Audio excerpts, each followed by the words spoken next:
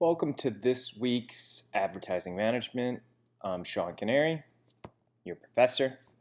This week, on September 26th, Chapter 4's quiz is due, along with the VOC segmentation model. Now we'll go over both of these. Chapter 4 quiz can be found in your McGraw-Hill Campus Connect account, and the VOC segmentation survey can be found by clicking this link. Now, VOC is a segmentation tool that allows advertisers to learn a little bit more about who their consumers are. So what I want you to do is to take the VOC survey and take a screenshot of your results. Post a screenshot of your results in the discussion panel and tell me whether or not you agree with the assessment. Now, this isn't always going to be 100% accurate, but for the most part, it's a pretty good representation on who you are as a consumer. Now, I've seen several that are completely off, but around 80% of you will come back and say, yeah, I agree with that. That's me as a consumer. So while we're on Chapter 4, let's discuss Chapter 4 at greater length. So Chapter 4 really deals with perspectives on consumer behavior. And really understanding consumer behavior is the process and activities people do to engage with products and services. And it's the key to marketing and advertising, really understanding how your consumers react and move through the consumer decision process. It's a really important thing to know. How do they search and select their products? How do they purchase and use their products? How do they evaluate or dispose their products? It's important to understand how they move through and make those decisions. Now, there's many different consumer decision-making models that are out there, but one of the most frequently used consumer decision process model is this one that's shown with these 5 stages: the problem recognition stage, information search, alternative evaluation, the purchase decision, as well as the post-purchase evaluation. Now, while the CDP is going on, there's a relevant internal psychological process going on for each consumer. Now, like the CDP having 5 stages, usually the internal psychological process, there's 5 stages there. There's a motivation stage where people are motivated to create certain feelings one way or the other. There's perception of products. There's an attitude towards a certain product brand. There's the integration phase, and then finally the learning of the product. So let's go through this. The problem recognition phase in the consumer decision process, somebody understands that they have a need or want and gets motivated to solve that problem that they're facing. Now, the important thing to know is that the need or the desire is really set by the difference between the consumer's ideal state and their actual state. For example, let's say that you ate breakfast and it's around 11:30 and you're feeling hungry. Obviously, you're probably thinking to yourself, I'd like to get some lunch. You're hungry. But let's take that same example and let's say that you haven't eaten for 2 days. The difference between your ideal state and your actual state is much different than that person that ate earlier that day.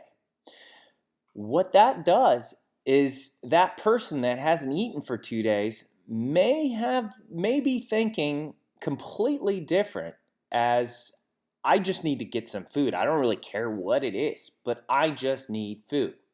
So you can see how somebody that is really hungry, their decision making is affected by that length, by the difference between the ideal state and the actual state. And that's important to understand, especially if your product solves an emergency situation. For instance, if you're marketing a pest control company, obviously you have spiders in your house, you want to get rid of that.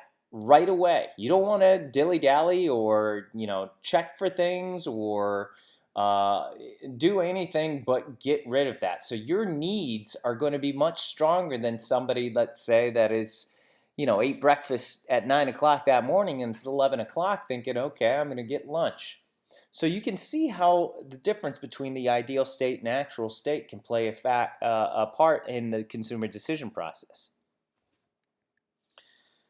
Examining consumer motivations helps us understand the reasons underlying consumer purchases. Now, Maslow created this pyramid, this hierarchy of needs. And this hierarchy of needs goes over the needs that somebody feels and exactly looks at what and how they fall into this, whether they're physiological, safety, social, esteem, or self-actualization. And Maslow theorized that every consumer's needs falls into one of these actual stages. And each person places a different value on these needs. Now, going back to the consumer decision process, the second step is the information search. Now, we can either do an external search or an internal search. Now, internal search is an information retrieval of past experiences with the product or service. And the external search is when we seek information from external sources like the internet or review sites, third-party people to give us advice. It helps us make a decision on which brands we should consider in our overall search. The extent of the external source or search really has to depend on the importance of the purchase decision, the effort needed to acquire the information, past experience, degree of perceived risk, and time available. And you'll often find that usually important, expensive decisions such as college really take a longer time than, let's say, trying to buy a candy bar.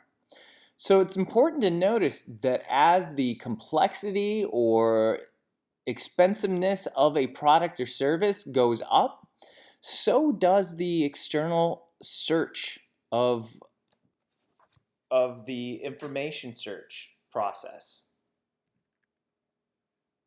Now, perception is receiving, selecting, organizing, and interpreting information to create a meaningful picture of the world. And perception really depends on internal factors and characteristics of a stimulus.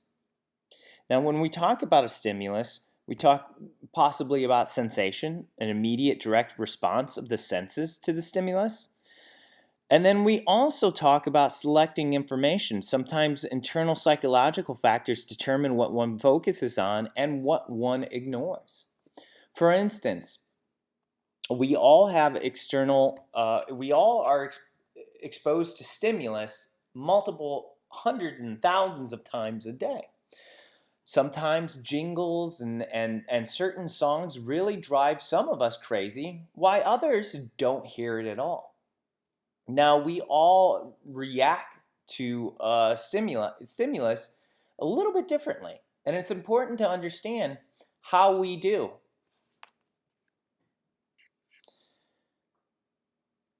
We interpret the information that's around us all the time, and we organize and categorize that information, and it's influenced by the internal psychological factors we face and the nature of the stimulus that we're exposed to.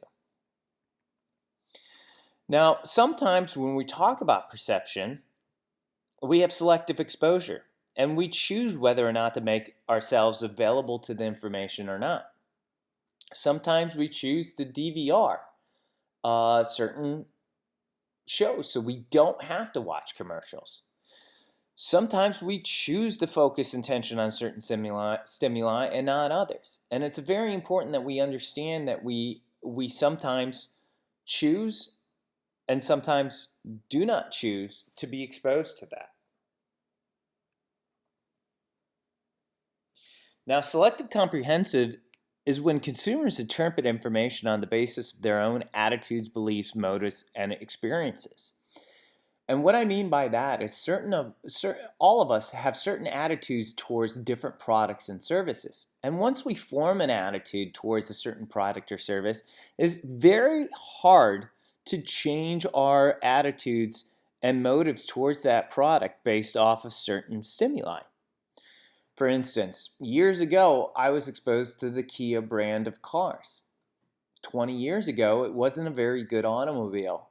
Now, supposedly, they've gotten a lot better. However, my attitude towards that brand and product is still very solid, and I don't expose myself to the advertising. Sometimes there's subliminal perception, and we're all exposed to subliminal messages all the time. And subliminal perception is the ability to perceive a stimulus that is below the level of conscious awareness. It's a controversial tactic with strong ethical implications. Sometimes it's very subtle, sometimes it's very deliberate. However, a lot of us don't know we're being exposed to certain subliminal messages. For instance, did you know that the FedEx logo has an arrow in it? Let's take a look at some of these.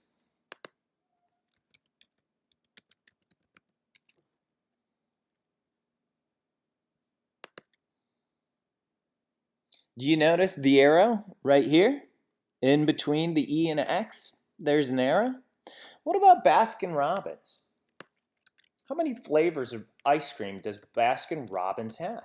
How do you know that there's 31 flavors in Baskin-Robbins ice cream shops? Well, a lot of people don't know the B and R. There's a 3 and a 1 right in there. This is some subliminal messaging that you may not be aware that you're exposed to.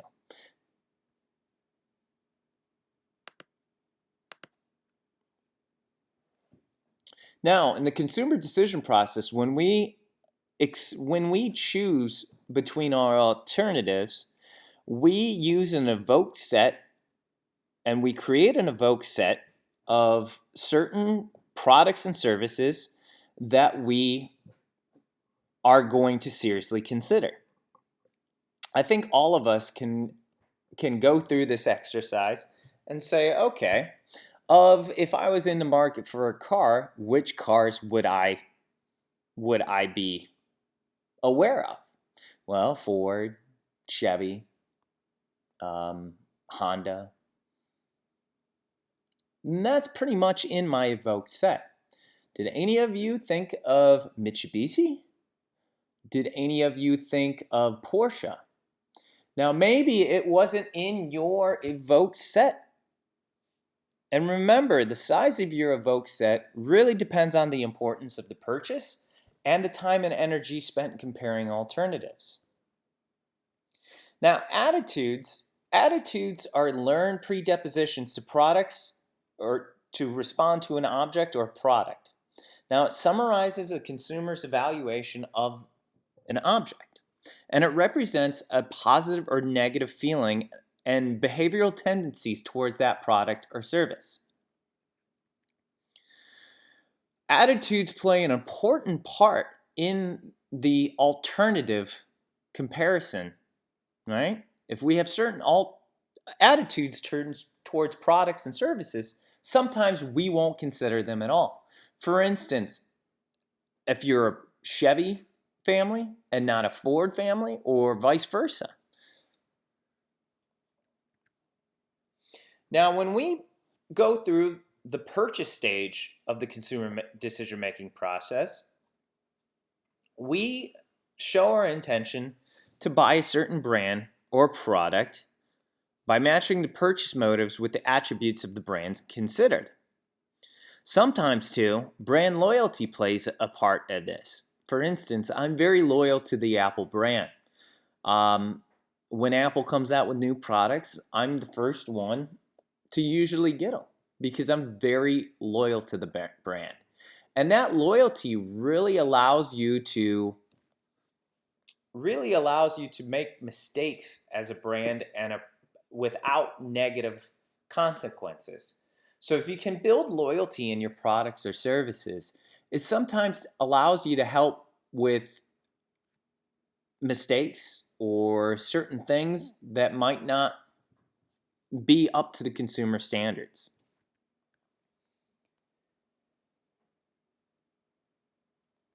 Now, in the post-purchase evaluation, we're obviously trying to make customers satisfied.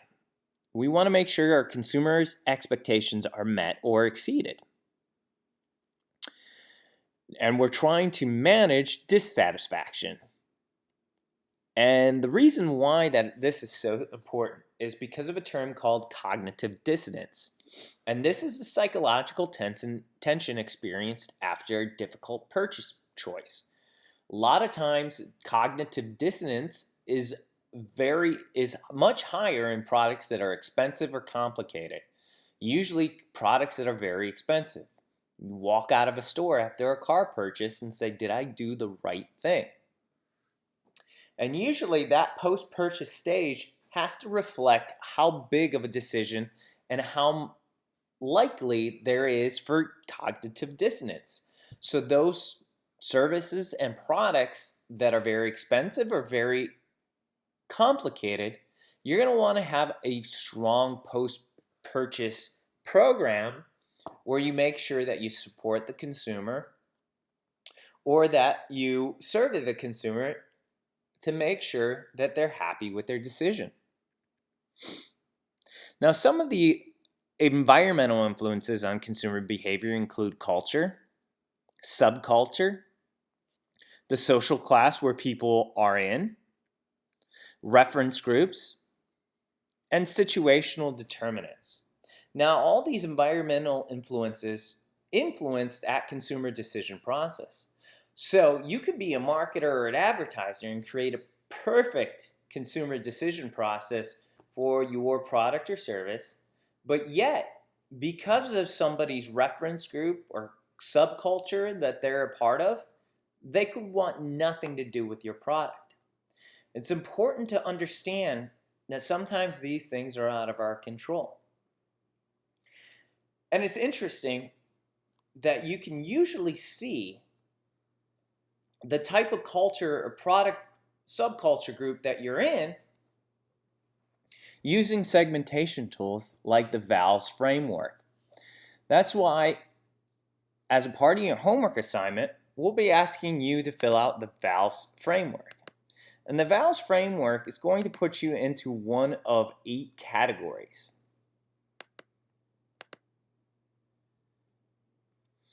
And the 8 categories really show where and who and what type of reference group you may belong to. So what I want you to do is to finish up Chapter 4, take the quiz, then go over to the VOC segmentation model, take the survey, and let me know if you agree or disagree with where you fall in as a consumer. Until next week, take care.